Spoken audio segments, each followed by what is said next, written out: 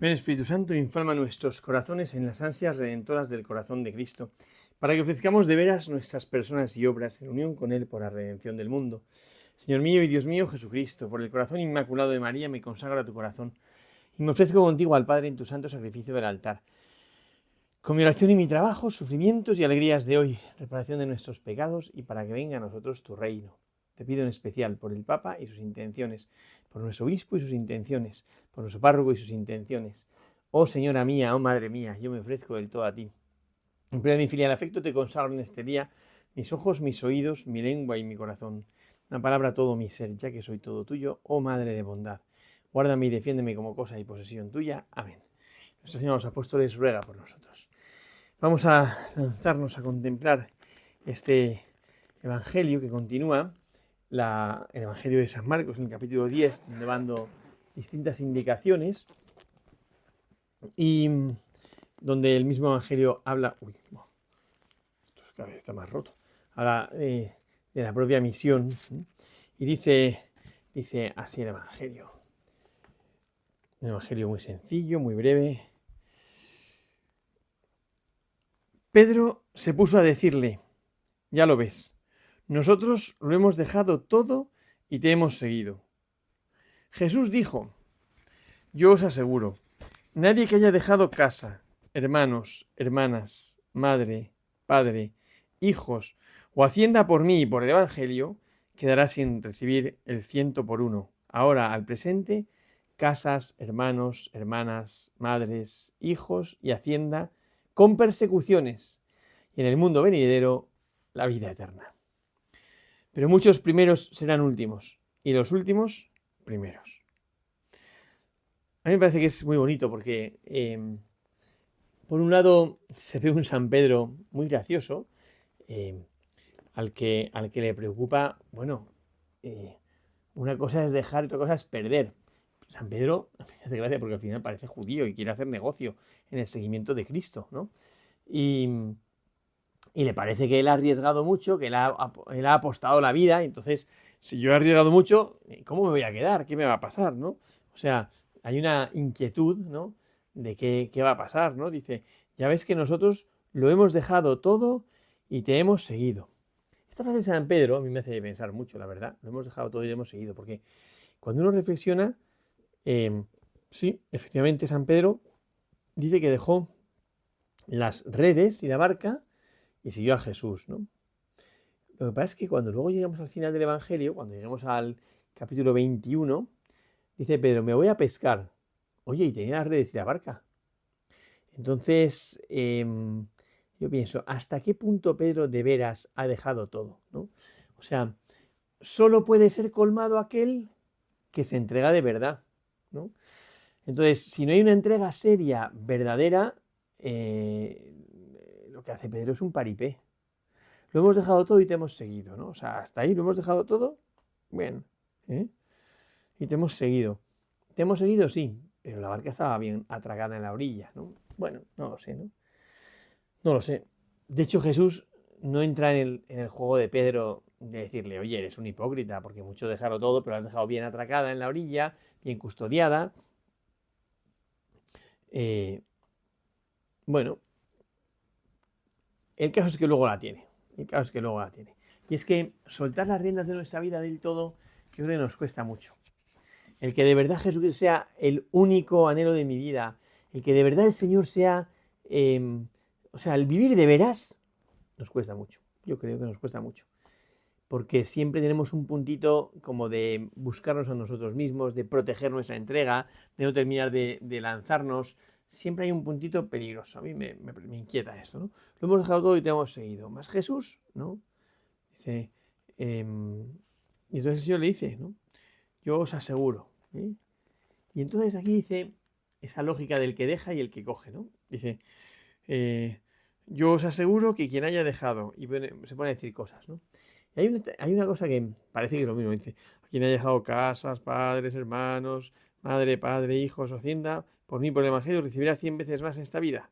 Ahora en el presente, casas, hermanos, hermanas, madres, hijos y hacienda, ¿no? Si nos fijamos, hay un punto que no entra Jesús, ¿no? porque el tema padres, no. O sea, dice, os aseguro que quien haya dejado, entonces son cosas como que dificultan el seguimiento de Cristo. Casa, bueno, es verdad, muchas veces no tienen la casa y se aferra a ella y busca cuidarlo por encima de todo y tal, casa. Hacienda, perdón, hermanos, hermanas, ¿no?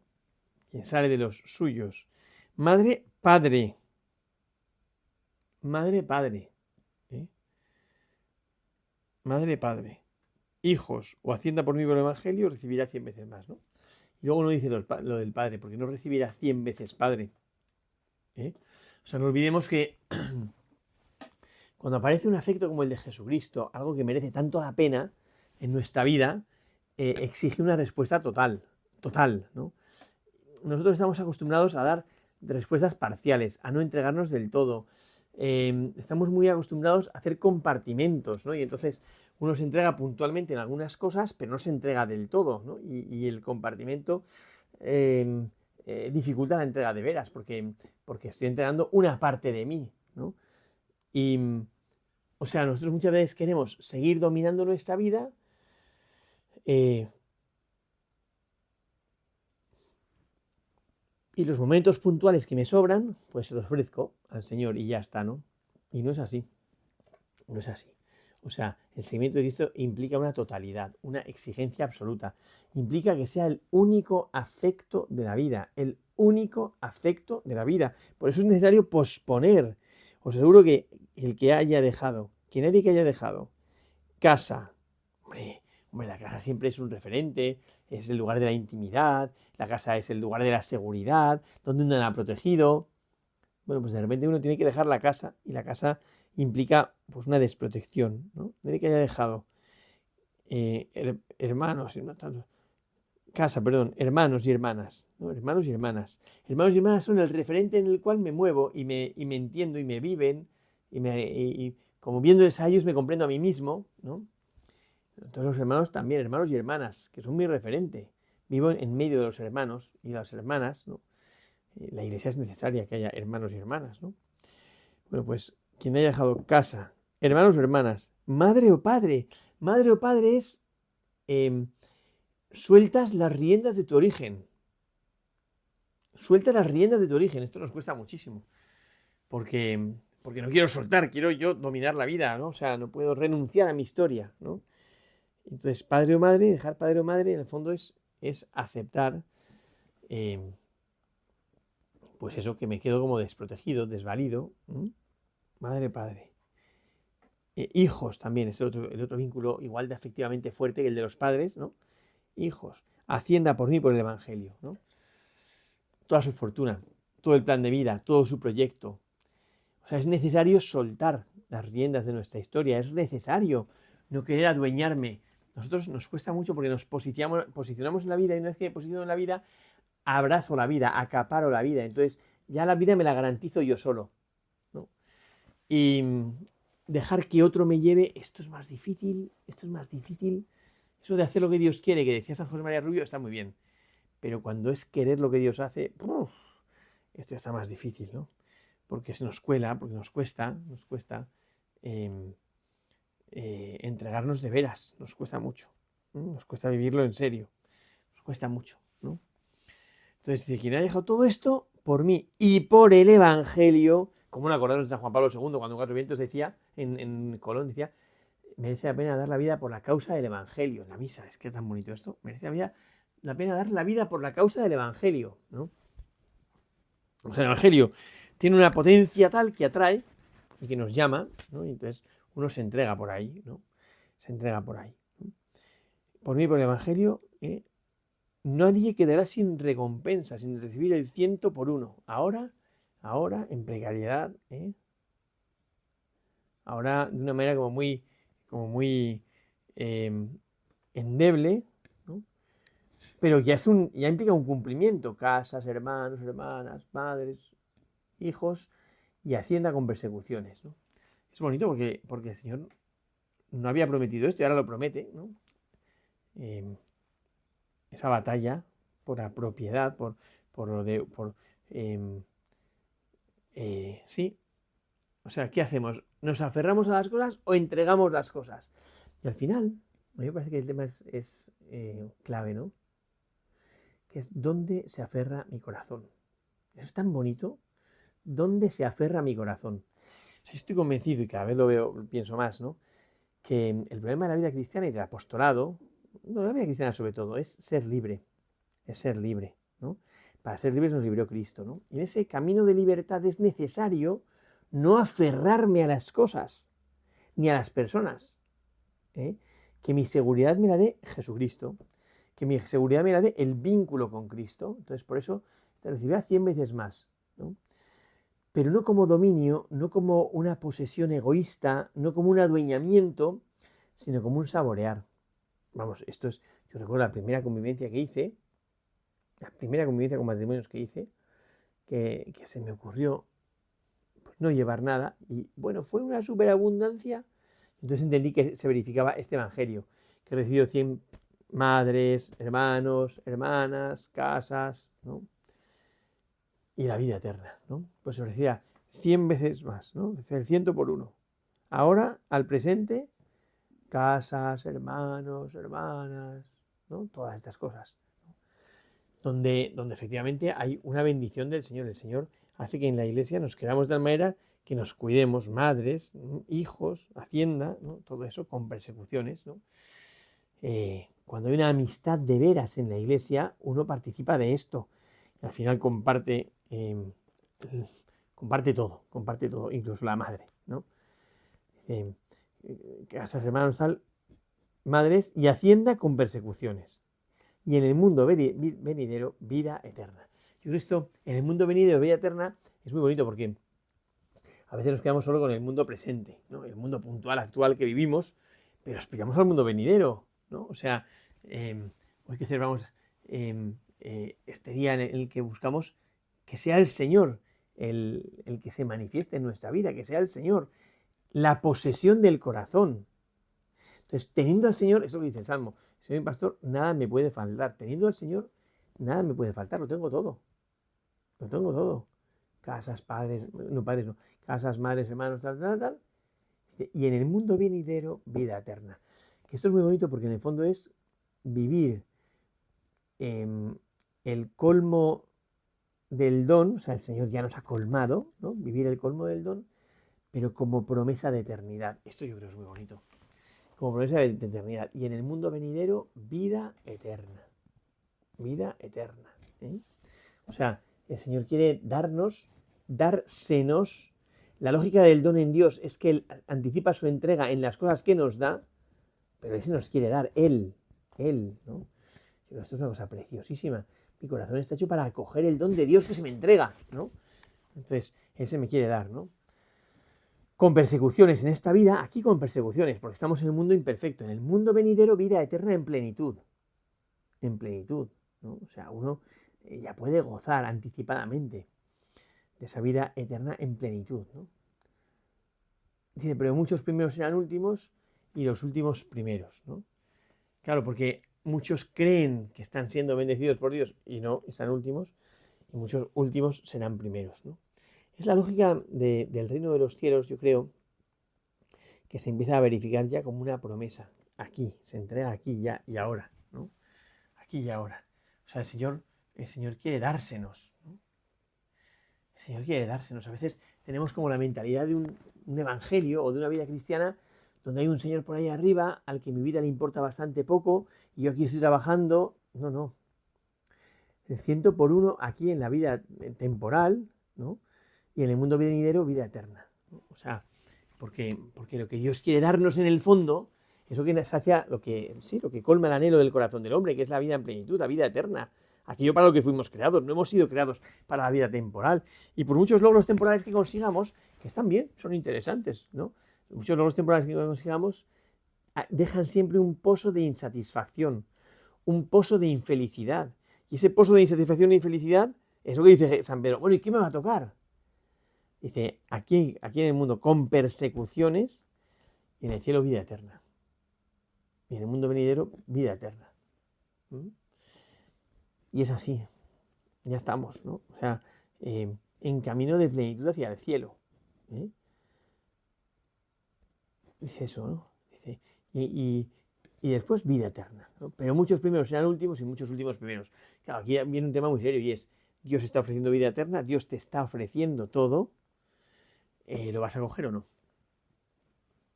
Porque al final, el que tú disfrutes del cielo depende exclusivamente de ti. El que goces de la vida eterna depende exclusivamente de ti. O sea, Dios está dispuesto a dar, por supuesto, Dios no para de dar. San Juan dice, Dios reparte vida eterna, que me hace mucha gracia porque parece como una especie de rebajas, ¿no? Dios está dispuesto a dar, que es verdad, ¿eh? O sea, a medida de lo que Dios quiere darnos es según la plenitud de su medida en Cristo Jesús, ¿no? O sea, que Dios quiere darnos y darnos en plenitud. Si no recibo más, es porque la mano que tiendo para recibir es demasiado raquítica y no puedo recibir mucho. Entonces es muy necesario que ampliemos el corazón, que ensanchemos la capacidad de recibir, que digamos al Señor que venga a nosotros, que se lo digamos con la vehemencia del que anhela de verdad el encuentro con Jesús. Que no es, bueno, un cierto fervorín, bueno, ven a mí, no, o sea, que es como un clamor, ¿no? Un clamor, al Señor para que venga a mi vida. Señor, ven a mi vida, ven a mi vida. Y ya está, ¿no? Bueno, entonces, que entendamos, ¿no? Cómo la lógica de la entrega de la vida es esta. Merece tanto la pena lo que Dios tiene reservado para los que le aman, que por adquirirlo, invierto lo que haga falta, ¿no? O sea, que yo vivo mirando los bienes de allá arriba, como decíamos todo el tiempo de Pascua, vivo mirando los bienes de allá arriba, que es lo que me aguarda con Dios, y cualquier cosa es demasiado poco para invertirla en función de adquirir vida eterna. O sea, yo mi deseo es alcanzar la gloria del cielo, pero no por gloria, sino por el cielo, ¿eh? O sea, porque lo que quiero es gozar de la intimidad de Dios, gozar de esa amistad con el Señor. Yo lo que busco es a Dios mismo, ¿eh? y que de verdad pueda saborear, aquí ya anticipadamente y con persecuciones, como decía el Evangelio, la amistad con el Señor, pero como una promesa de eternidad. Esto es que es lo que queremos todos, claro, como una promesa de eternidad. Yo no quiero un quedarme aquí para siempre y ya está, no, yo quiero aspirar al cielo, yo quiero aspirar a la vida eterna, yo quiero aspirar a la vida en plenitud. Por eso es muy bonito como esto dice la recompensa prometida al desprendimiento, lo titula así, dentro de la Biblia de Jerusalén, la recompensa prometida al desprendimiento. Solo el que suelta, solo el que se vacía, solo el que se desposee está preparado para coger el don que Dios quiere darle, que es un don para el que hace falta toda la capacidad de recibir. Toda la capacidad de recibir. O sea, yo quiero acoger lo que Dios quiere darme, pero Dios quiere darse en plenitud. Claro, esto creo que es muy importante, ¿no? Dios no se da con cuentagotas, sino que Dios se da en plenitud. Entonces, la medida del don que yo recibo la pone la disposición del corazón que yo preparo. Entonces, si yo preparo todo el corazón, bien, Dios puede actuar. Si yo no preparo todo el corazón, mal. Pues porque efectivamente entonces el Señor no puede llenarme y colmarme como Él desea, que es mucho más de lo que yo puedo desear. O sea, el Señor puede colmar lo que yo le permito. A mí esto me impresiona mucho, ¿no? Porque